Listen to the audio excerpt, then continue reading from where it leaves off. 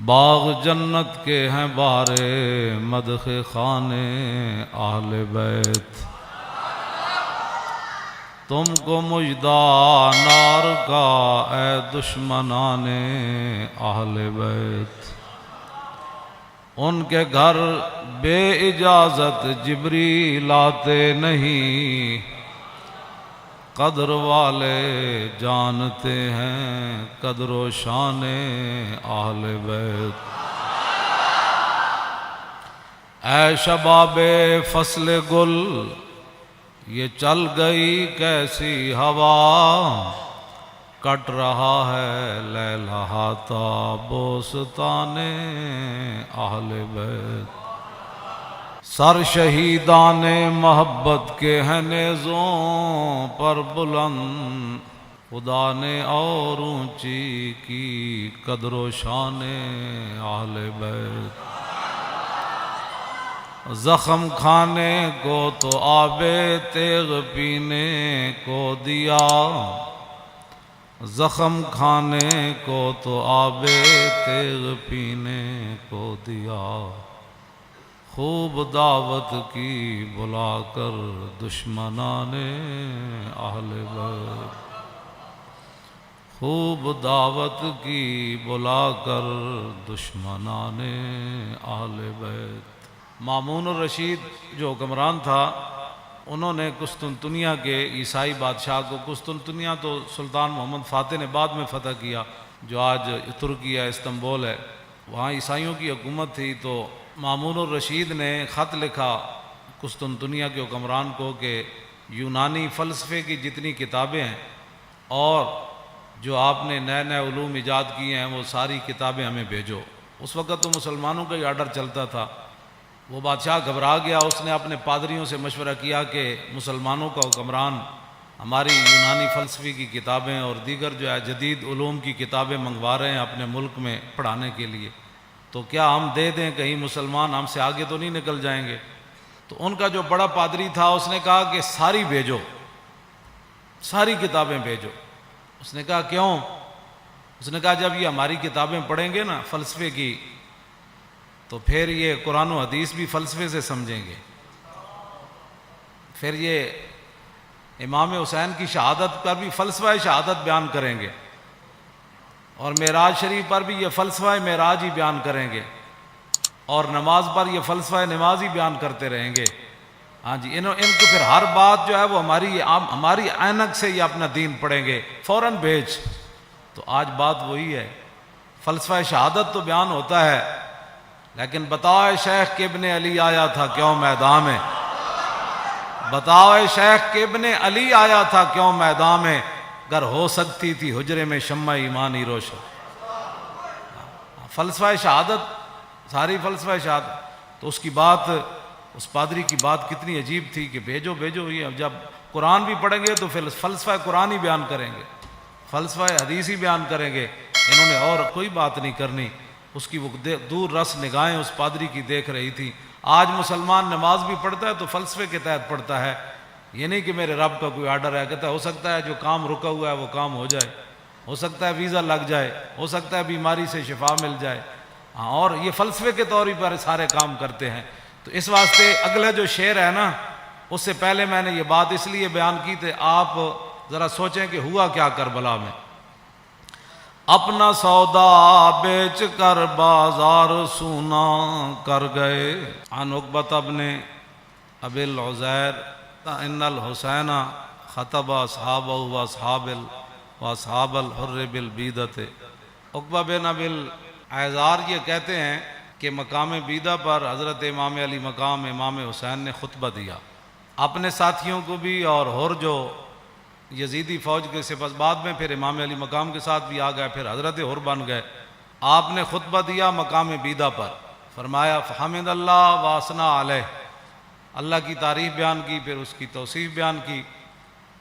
فقال ایھا الناس ان رسول اللہ صلی اللہ تعالی علیہ وسلم قال، فرمایا میں نے اپنے نانا جان کو فرماتے ہوئے سنا، مر رہا منکم سلطانا جائرا، کہ تم میں سے کوئی آدمی ظالم بادشاہ کا زمانہ پائے، یہاں تو ظالم کہنا بھی کہتے ہیں جی آپ نے ظالم کہہ دیا.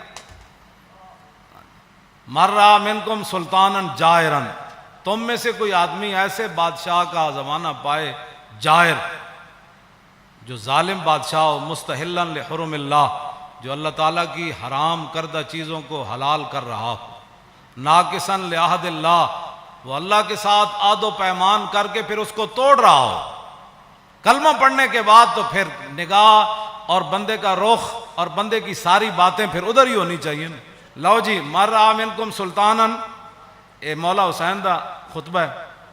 مرّا منکم سلطانا جائرا مستحلا لحرم اللہ ناقصا لعہد اللہ مخالفا لسنت رسول اللہ، اور یعمل فی عباد اللہ بالاسم والعدوان. فرمایا رسول اللہ نے، میرے نانا جان نے فرمایا، جو ظالم بادشاہ کو دیکھے اللہ تعالیٰ کی حرام کردہ چیزوں کو حلال کرے اور اللہ کے ساتھ عہد و پیمان، کلمہ پڑھنے کے بعد بندے کی مرضی مک جاتی ہے، فرمایا اللہ کے ساتھ عہد و پیمان وہ توڑ دے، رسول اللہ کی سنت کی مخالفت کرے، یعمل فی عباد اللہ بالاسم والعدوان، اور قوم کے اندر برائیاں اور قوم کے اندر گناہ اس کا رواج دے، بجائے اس کے قوم کے اندر برائیاں اور گناہ کو ختم کرے. نہیں، یعمل فی عباد اللہ بالاسم والعدوان، وہاں سرکشی اور ظلم و ستم اور گناہ کو رواج دے. فلم یغیر علیہ بقول ولا فعل وکان حقا علی اللہ ان یدخلہ مدخلا. مولا حسین فرمانے لگے کہ پھر میرے نانا جان نے کیا فرمایا، ان حالات کو دیکھ کر کوئی بندہ اپنی زبان سے اور اپنے ہاتھ سے اس ظالم کا ہاتھ نہیں پکڑتا تو اللہ رب العالمین قیامت والے دن جس جگہ اس ظالم کو داخل کرے گا نا، وہ تماشا دیکھنے والے کو بھی داخل کر دے. ہمیں بھی بہت سارے لوگ مخلصانہ مشورہ دیتے ہیں، آپ کو کیا پڑی ہے، اس معذوری کی حالت میں آپ جیلیں کاٹتے ہیں، یہ کرتے ہیں، وہ کرتے ہیں، جی یہی بات ہے، کیا پڑی ہے آپ کو. دیکھیں بڑے بڑے لوگ، بڑے بڑے متقی پرہیزگار اپنے آستانوں پر بیٹھے ہیں، اور بڑے بڑے شیوخ حدیثیں پڑھا رہے ہیں، اور بڑے بڑے مدارس چل رہے ہیں. آپ کو کیا مصیبت پڑی ہے؟ کیوں جی، جو چیز مولا حسین کو لے کر کربلا میں گئی نا، وہی چیز خادم حسین کو بھی پریشان کرتی ہے.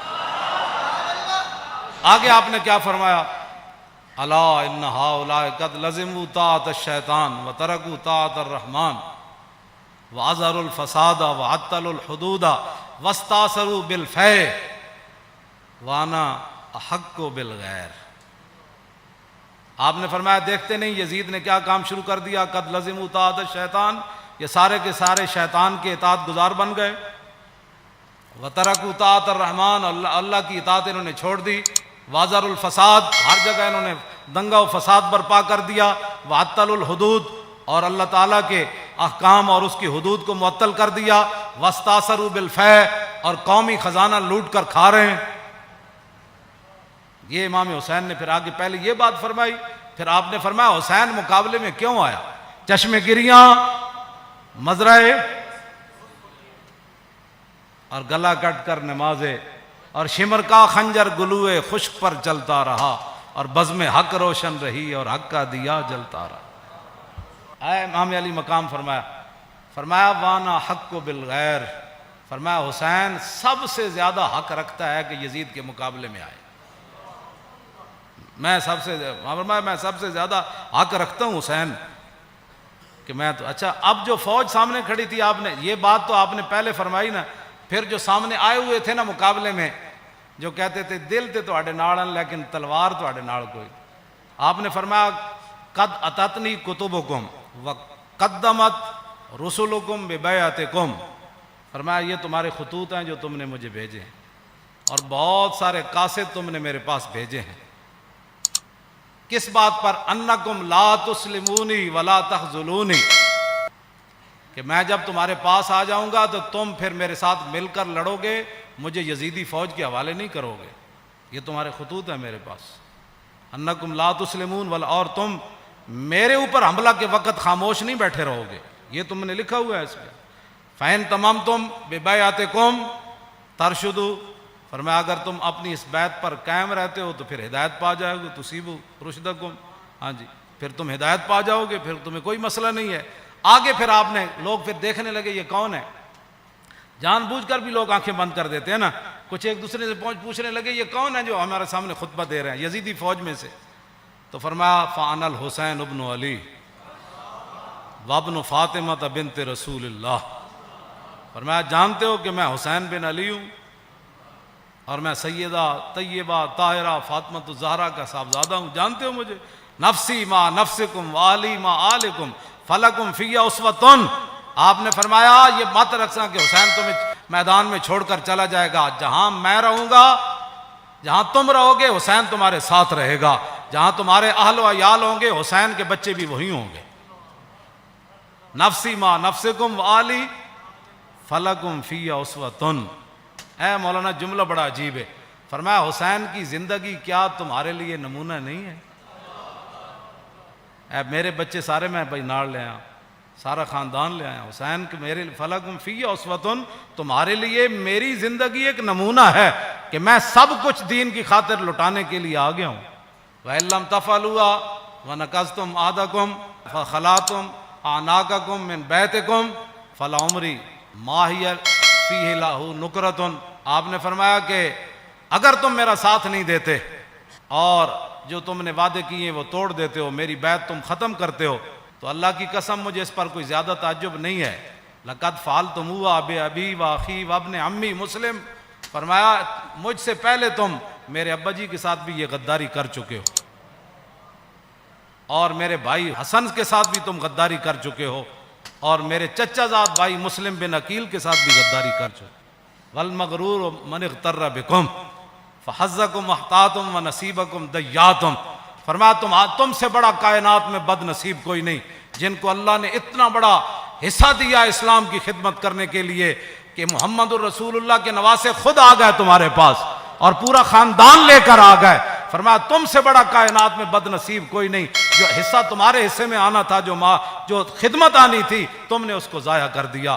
آخر میں پھر آپ نے یہ جملے کہہ کر اپنا خطبہ ختم کر دیا. فمن نقص فانما ينقص على نفسه. فرمایا جس نے اپنا عہد و پیمان توڑا، قیامت والے دن اس کا وبال اسی پر آئے گا. حسین آج برات کا اعلان کر رہا ہے. آگے کیا آخری جملہ فرمایا؟ فَسَيُغْنِ اللَّهُ عَنْكُمْ.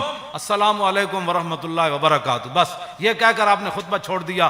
آپ نے فرمایا ان قریب حسین کو رب تم سے بے نیاز کر دے گا.